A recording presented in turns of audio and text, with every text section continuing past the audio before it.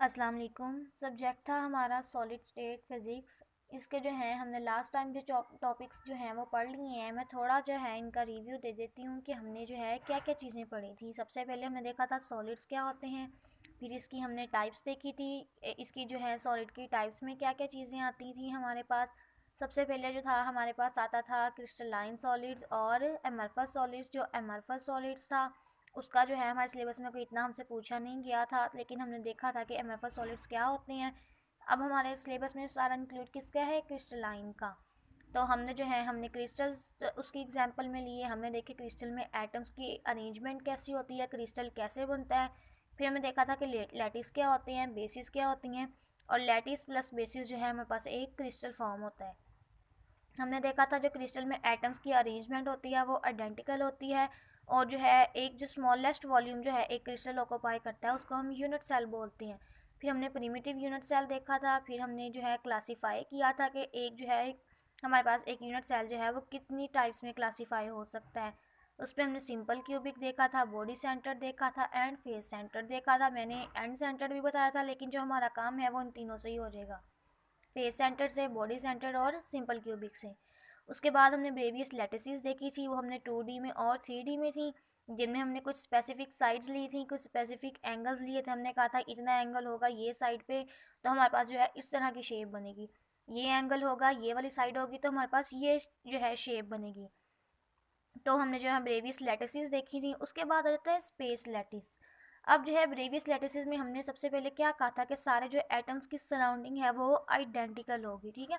तो इस तरह साइंटिस्ट कहते हैं कि जो हमारे पास स्पेस है बेशक वो इनफाइनाइट है, इनफाइनाइट पॉइंट्स हैं, लेकिन वहाँ पे भी तो हमारे पास अगर हम कोई पॉइंट जो है सपोज कर लेते हैं तो हर पॉइंट की सराउंडिंग सेम होगी।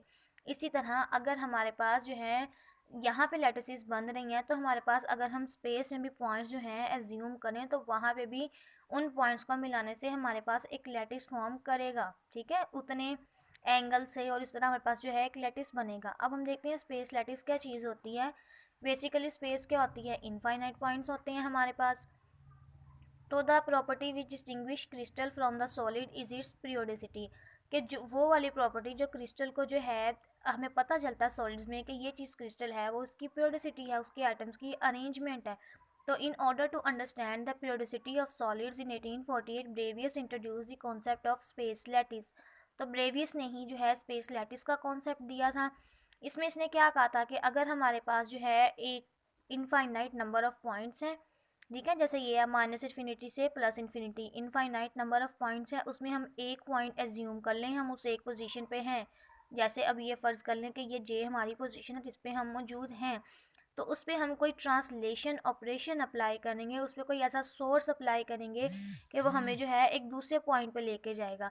तो जिस पॉइंट पे हम पहुँचेंगे उसका जो इन्वायरमेंट है, उसकी जो सराउंडिंग है, वो बिल्कुल आइडेंटिकल, बिल्कुल सेम होगी एज़ फर्स्ट, और इनके दरमियान का जो डिस्टेंस होगा वो हमारे पास होगा ए।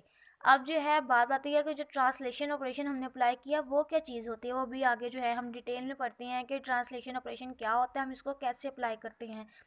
फ़िलहाल के लिए ट्रांसलेशन ऑपरेशन एक ऐसा सोर्स है जिससे जो है हम एक पॉइंट से दूसरे पॉइंट तक पहुँचे हैं, और वो जो है पॉइंट जो है हमें बिल्कुल एज इट इज़ आइडेंटिकल मिला है।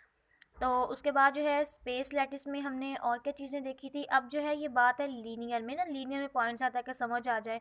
अब हम देखते हैं अगर हम इसकी ए और बी दो साइड्स में अगर स्पेस लैटिस हमने बनानी हो तो हम कैसे करेंगे। अच्छा, यहाँ पे एक बात लिखी हुई है, one thing kept in mind that this concept of lattice is imaginary and the points is imaginary point. अब इससे ही पता चल गया कि ये जो है लैटिस हमने इमेजनरी लिए हैं कि इस तरह के अगर पॉइंट्स हम मिलाएंगे हमारे पास लैटिस फॉर्म करेगा, लेकिन जो है फ़िलहाल ये कॉन्सेप्ट क्या है, इमेजनरी है, जो पॉइंट्स हम एज्यूम कर रहे हैं वो भी इमेजनरी है। अब बात कर लेते हैं, अगर हमारे पास दो साइड्स हो ना, जैसे ए है और बी है, तो इस जे वाली पोजीशन पे तो हैं, इस वाली पोजीशन पे हम हैं ऑलरेडी, हमने जो है नेक्स्ट वाली जे पे जाना है। तो यहाँ से यहाँ तक का डिस्टेंस हमारे पास क्या होगा, ए।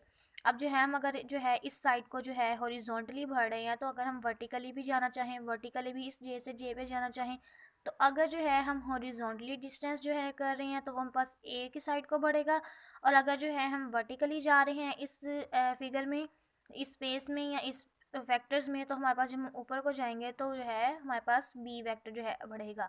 तो इस साइड पे ए और उस साइड पे बी, ये बात याद रखनी है, ये अभी हम ट्रांसलेशन ऑपरेशन में भी करेंगे कि वो क्या चीज़ होती है। इसी तरह हमारे पास अगर 3 साइड्स हों ए बी और सी, तो जितना जितना हम ए वाली साइड पे बढ़ेंगे, जितना जितना हम बी वाली साइड पे बढ़ेंगे और जितना जितना जो है हम सी वाली साइड पे बढ़ेंगे, तो इससे भी है हमारे पास 3 डायमेंशनल में जो है एक स्पेस लैटिस फॉर्म करेगा।